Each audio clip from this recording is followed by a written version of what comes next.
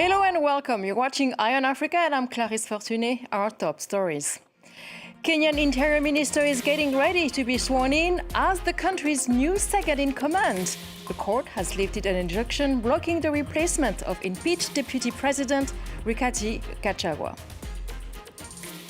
The party of Senegal's Prime Minister Ousmane Sonko says his convoy was attacked while he was campaigning for upcoming parliamentary elections. Sonko was unharmed, but a former minister suffered a broken arm, according to local media. And one man's waste is another man's treasure. We'll discover an artist from Benin whose artwork made out of scrap metals has been shown around the world. So the end seems near for Rigathi Gachagua, the Kenyan deputy president who was impeached on October 18th. This Thursday, Kenya's High Court paved the way for a new deputy president to take office, and the swearing-in ceremony of his successor can now take place. Bastien Renouille explains from Nairobi. Until the end, Rigathi Gachagua fought to overturn his impeachment, including by trying to prevent the swearing-in of his successor, the current Interior Minister, Kithure Kindiki. Kindiki's appointment was approved by the National Assembly, but it was put on hold by a Kenyan court following challenges from Gachagua and others. This Thursday afternoon, the Kenya High Court has lifted this order. One of the three judges, Anthony Mrima, said, "We are convinced and find that the current constitutional framework does not envision any scenario in which the office of the deputy president would remain vacant except during the brief period required to fill a vacancy." It means that the swearing-in ceremony should occur very soon. There will be one last legal step for Rigathi Gachagua. It will be on Wednesday next week as he tried to get his impeachment declared unconstitutional, but chances are very low to see a reversal. Chadian President Mahamat Idriss Déby Itno said on social media that he is personally leading an army counteroffensive against Boko Haram. As President of the Republic and Supreme Commander of the Armed Forces, I have decided to launch Operation Haskanit to avenge our dead. Last Sunday, the jihadist group killed around 40 Chadian troops in a surprise attack in a military garrison in the Lake Chad region. Mahamat Déby was proclaimed head of state by the army in April 2021 after his father, Idriss Déby Itno, was killed by rebels. His father, who also often commanded field operations. In Nigeria, 7 states, including Kaduna and Kano, have seen the electricity partially restored. They had been experiencing total blackout for more than a week after the main transmission line was vandalized by armed groups.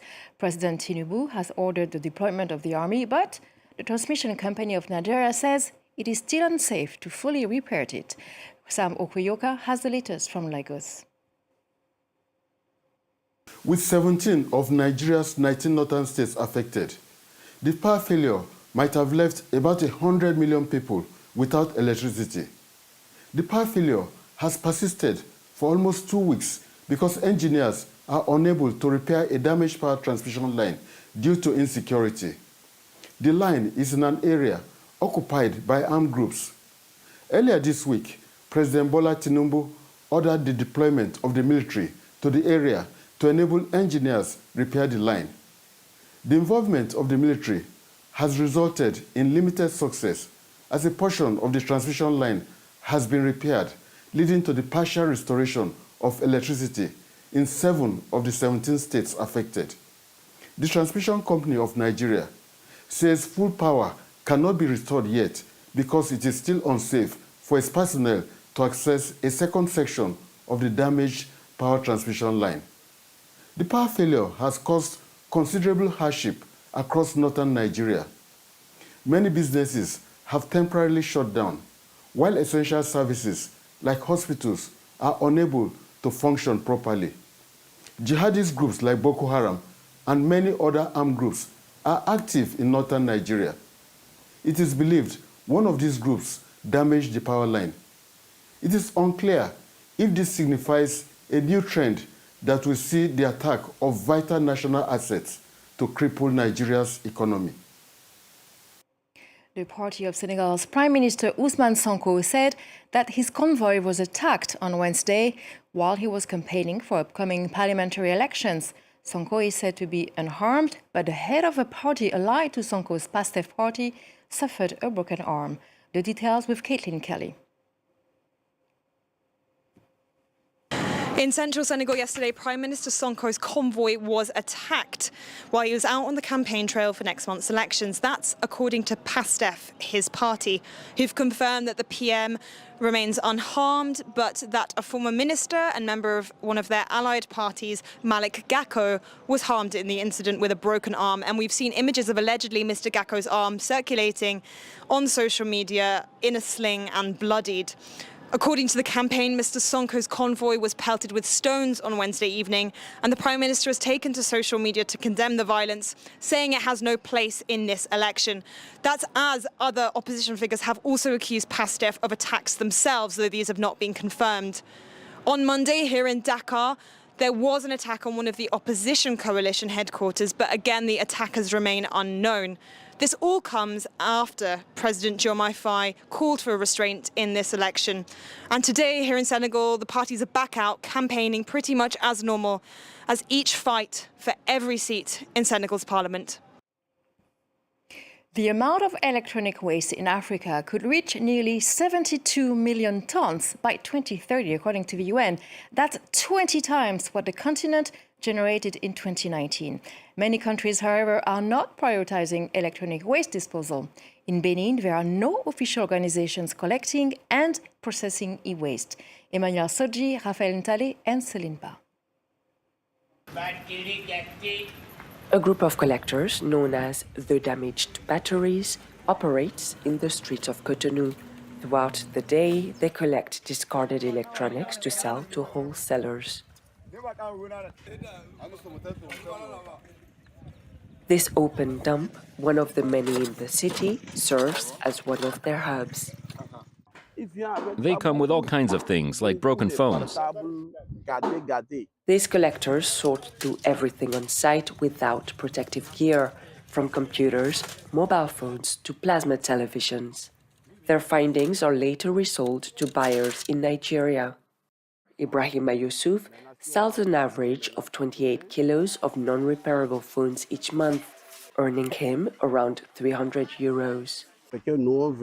What we want is for the government to create a processing plant for all this electronic waste. Everyone would benefit. The recycling rate of electronic waste across Africa is below 1%. Meanwhile, the problem of e-waste is worsening, because buying a new device costs much less than repairing one. When we're overwhelmed, waste ends up on the side of the road, stored in bags. We're forced to throw it away because we have no other choice. There's no facility available locally that offers the services. Without a professional processing system, all the waste, filled with toxic materials, poses risks when handled.